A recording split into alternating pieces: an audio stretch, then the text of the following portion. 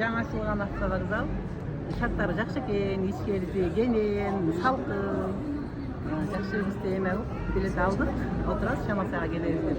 Бирок азыр кемгерчилиги көп, азыр сразу болбойт. Бакаларда секин болот деген ойдобуз. Условия жакшы мына. Ишкерлер жакшы, кондиционер бар экен, кафе бар экен. Жакшы эле. Кенен экен. Мен кандайса, элдер кандайса, ошондо жакшы эле. Мен бүгүн келдим, көрүп кетейин деп.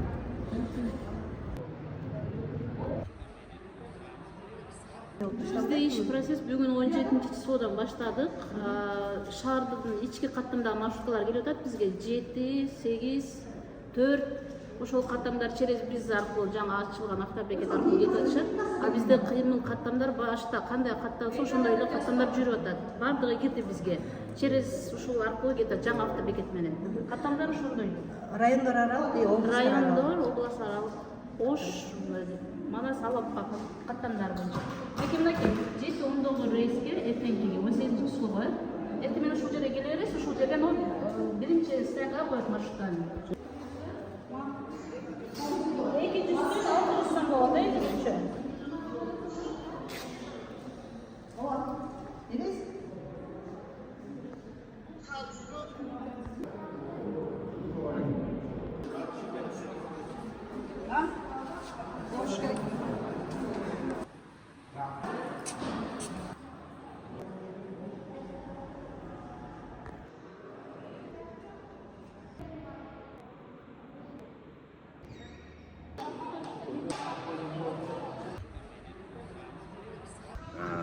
Азыркы жаңы ачылган Манас автовокзалы күнүмдүк кирип чыгуучу жүргүнчүлөр жана сопровождающийлерде жөлөктү таятчыларга 10 000 кишиге чейин эсептелинген.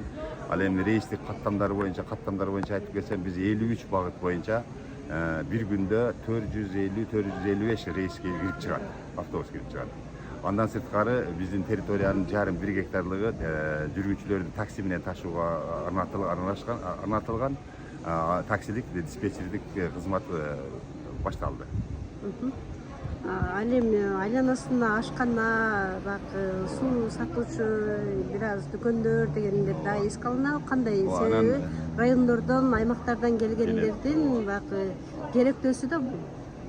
Туура эле бул замечание бүгүн көчкөнүбүзгө байланыштуу. Эми 3 күн 4 күндөн бери даярданып атканбыз.